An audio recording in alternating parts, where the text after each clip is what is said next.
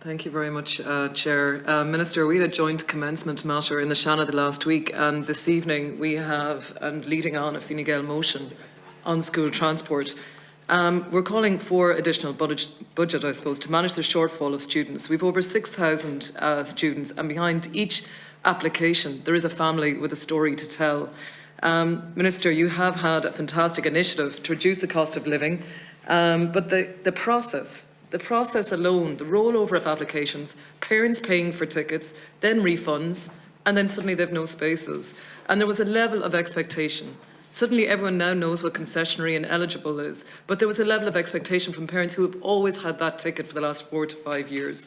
There was not proper notification, I think, out to families, and I think that is a responsibility that lies with us here in government. There's a level of expectation, and that to me is one of the key parts of everything that's happened this year. Rural areas in particular have been impacted. In Galway and Roscommon, and we want to see more families living in the West, but we need the services. We have huge issues for families that have been trying to get to secondary schools, particularly around Mount Bellew, Ballygar, Athlone and Ballinasloe. And some of the stories, Minister, you've heard these, but some of the stories that I get to hear is a mother that literally gave up work nursing in a hospital because she cannot go to work because she's bringing the kids to school. The family that's facing another extra 60 kilometres in travel, 60 kilometres a day in travel to bring the kids to school. A single mum with 3 children, one getting the bus, one who can't, and one with special needs. Parents who really don't want their children on the bus because of the shame of being asked for the children to get off the bus by the inspector or the bus driver themselves. Minister, the majority of these issues are at post-primary. At primary school, it doesn't appear to be an issue, but at post-primary and secondary school, it is, and in rural areas. I've been at public meetings, Minister, I've spoken to you about those as well. Parents are just angry, frustrated. I suppose my questions, Minister, for you are, what is the extra cost for the additional 6,000 students? You mentioned in the primetime show last night, over 300 million has been spent. Is the budget going to be allocated? Is it coming from the budget that's happening next week? What are we going to do about those families that need to get to school?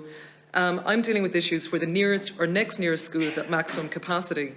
If that school is at maximum capacity, what can be done for those children to get them to their P3 school? And what are we saying to parents where there's no existing bus route or service? Like we're in areas in East Galway where there is no bus service at all for anyone. What's going to be done there for parents where there's no existing bus route to their P1 or P2? Bus Éireann, we're working with Bus Éireann through the Department of Education. What can be done here to improve the actual public bus transport services in those areas? What else can Bus Éireann do? Because it's not the fault of the bus drivers or the inspectors. This plan that was put in place, it's a fantastic initiative. As you've said, there's been an increase, but we have left 6,000 standing on the side of the road. So I think hopefully there's solutions in place, Minister. Thank you. Thank you, and thank you, Senator. I just want to be clear that this is a measure that was introduced as a consequence of an unprecedented cost of living challenge. Yeah. I don't believe we could have envisaged this cost of living challenge. I don't believe we would have envisaged that we would almost come out of COVID and go into a war in Ukraine, something we would have hoped we would never have seen. But because of all of that, because of that turmoil in the world, there's a knock-on impact, not just for this country, but indeed for other countries. Government had stepped up to the mark in terms of additional funding of over 2.4 billion. As part of that, there was an opportunity for us to do something within the Department of Education that would actually benefit families in terms of saving them money. So we were given the opportunity in late June. We took the opportunity. It has saved, for many families, it was originally up to €650, then €500 when the cap was reduced, 124,000 children, young people benefiting from it at this point. In terms of concessionaries, and I absolutely hear the individual cases. I know the individual cases. I wouldn't want any family to be in that position. But I must say that in any system, there is an eligibility criteria. Every year there are concessionaries where there is capacity on the bus, they get a place on the bus. Some have been very fortunate to secure that year on year.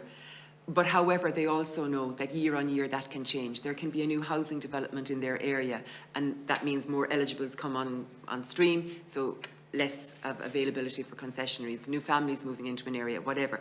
That is the issue with concessionaries. And again, I say to you, we are looking at everything in the round in terms of part of the review, and eligibility criteria is part of that review. In terms of, and you reference your own place, whether it's in Galway or Roscommon, there's a 23% increase in Galway in terms of tickets being made available, 33% increase in Roscommon, a 1/3 increase nationally in terms of concessionary tickets alone being made available, and a 21% increase in terms of overall tickets being made available. Specifically in relation to the 6,000 who have been impacted as concessionaries, I have been clear. I had a budget of funding made available to me. We are sorted all those who are eligible, who now have free tickets. There is a cohort, absolutely. I recognise their individual circumstances. I have said I am engaging to see if there is an additional pot of funding that can be used specifically to address the concessionaries who were previously held tickets and where capacity is available. Those discussions are now being held in the context of this budget. It is the only mechanism that is open to me. There are ongoing discussions with Minister McGrath, and the focus is on addressing the concessionaries. But again, I have to say they are concessionary by virtue of the fact they did not meet the criteria. But I understand their individual circumstances, and so for that reason I am progressing it. Thank you very much, Minister.